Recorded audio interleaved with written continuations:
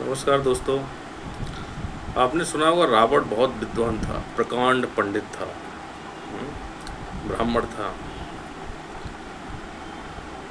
लेकिन ऐसा नहीं लगता कि कोई प्रकांड पंडित है, विद्वान है तो उसके अंदर समझदारी आ जाएगी, विवेक आ जाएगा, शुद्ध ज्ञान आ जाएगा। ऐसा नहीं होता है। जब सूपड़ खां लक्ष्मण जी की ने उसकी नाक काट दी, क्योंकि वो राक्षस नहीं थी। लक्ष्मण जी ने नाक क्यों काटी ये आप सभी लोगों को पता है कि वो बार बार जिद करने लगी थी कि मुझसे शादी कर लो, मुझसे शादी कर लो, है ना। जब वो विवाहित थे तो उन्हें शादी नहीं करनी, तो जब बार बार कह रहे उसको मना किया, उससे विनती की कि आप चले जाइए, हमें कोई शादी नहीं करनी है। तो लक्ष्मण जी क्रोधित हो गए और उन्होंने उसकी नाक काट दी, छोटा सा पार्ट काट दिया, उसे क्रूप बना दिया। तो वो भागी भागी गई अपने भैया के पास। भैया कौन? उसका महाबली रावण। इसके बारे में बोला जाता है कि प्रकांड पंडित विद्वान ये था। और मेरी एक बात समझ में नहीं आ रही है। सिर्फ वो विद्वान ही था, सिर्फ ज्ञान ही था और कुछ नहीं था। उसके अंदर न विवेक था, न समझ थी, न कुछ था। ऐसे लोग आज भी हजारों हैं दुनिया में। मैं थोड़ा डिटेल में समझाता हूँ कि अगर वो सही मायने में अगर समझदार होता, विवेकवान होता, तो ये रामायण की पूरी कहानी ही नहीं होती। ना वो सीता जी को लेके जाता, ना युद्ध होता, ना कुछ होता। अगर वो विवेकवान होता तो सूपड़ खां से पूछता कि तुम्हारी नाक कैसे कटी, क्यों काटी, और वो बताती कि ऐसे ऐसे मैंने वहाँ जिद करना चालू कर दिया, इसकी वजह से मेरी नाक काट दी। तो रावण अगर सही में बुद्धिमान होता, विवेकवान होता, तो पूछता कि तुमने क्यों किया ऐसा, तुम ही गलत हो ना, तुम वहाँ क्यों गई, कौन बोला तुमको जाने के लिए, दो राजकुमार हैं, वो विवाहित हैं, क्यों जिद करने लगी तुम, इसमें तुम्हारी ही गलती है, इसलिए तुम्हारी नाक काटी, इसमें मैं क्या करूं। लेकिन ये सारे सवाल हुए नहीं वहाँ पे तो रावण ने देखा कि मेरी बहन के साथ अत्याचार हुआ है और इतना बड़ा दुस्साहस किया, मैं इसका बदला लूँगा। तो रावण ने क्या दिखाई? अपनी अज्ञानता। ज्ञानता नहीं दिखाई, अज्ञानता।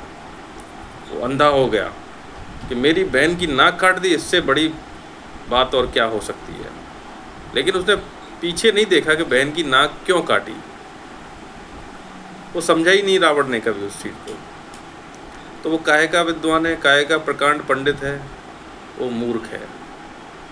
अगर वो सही तरह से सही बात को समझता तो युद्ध वगैरह ना होता, हजारों लोग नहीं मरते, है ना, सब कुछ ठीक ठाक होता, एक दूसरी ही रामायण होती आज। लेकिन ऐसा हुआ नहीं। तो इस चीज़ को लेकर समाज में ये दो तरह के लोग हैं। एक तो बहुत पढ़ा लिखा होता है, बहुत शास्त्र पढ़ लिए, किताबें पढ़ ली, ज्ञान से भरपूर है, लेकिन उसके अंदर विवेक और समझ नहीं है। आपके पास हजारों लोग आसपास मिल जाएंगे, सैकड़ों लोग ऐसे हैं जिनके अंदर बहुत ज्ञान रहेगा, किताबी ज्ञान रहेगा, काम की नॉलेज रहेगी, है ना। रावण जैसा ही उनके अंदर एक अहम रहेगा ज्ञान का कि मैं बहुत पढ़ा लिखा हूँ, लेकिन वो छोटी छोटी बात पे बिखर जाएंगे। उनके अंदर विवेक नहीं रहेगा, समझदारी नहीं रहेगी। आप पढ़े लिखे हैं कि नहीं रहे हैं, इससे कोई मतलब नहीं रहता है। आपके अंदर विवेक और समझ कितनी है, इस बात का मायने रखा जाता है। आप पढ़े लिखे हैं, आपने बहुत पढ़ाई लिखाई किया, बहुत ज्ञान इकट्ठा किया, बहुत अच्छी बात है, लेकिन आपके अंदर सहज विवेक और समझदारी कितनी है, अगर ये चीज़ है तो बहुत अच्छी बात है, उसका दोनों का तालमेल अच्छा रहेगा। अगर आप पढ़े लिखे हैं, दुनिया भर की डिग्रियां आपने हासिल कर दी हैं और आपके अंदर विवेक और समझ नहीं है, तो आप गधे के गधे हैं। आप हर जगह अपने अहंकार का, ज्ञान का झंडा फहराएंगे, वहाँ पर आप मूर्ख ही कहलाओगे और कुछ नहीं है। दुनिया में ऐसे बहुत सारे लोग हैं। और इस चीज़ को सुधारा जा सकता है। तो इस चीज़ को हमें सुधारना है कि हमें ज्ञान के साथ विवेकी और समझदारी भी अपने जीवन में लानी है। बहुत सारी चीज़ें विवेक और समझदारी से टल जाती हैं, और ऐसे लोगों के पास जिनके पास विवेक और समझ नहीं है, वहाँ पे अगर ऐसी चीज़ें आती हैं तो वहाँ पे लड़ाई झगड़े ही होते हैं और कुछ नहीं होता है। मारपीट होती है रावण की तरह, कि रावण ने तुरंत फैसला ले लिया, चलो कौन है वो जिसने मेरी बहन के साथ अत्याचार किया, उनको मैं देखता हूँ। अगर उसके अंदर थोड़ी सी विवेक और समझ होती तो ये कहानी नहीं घटती। तो हमें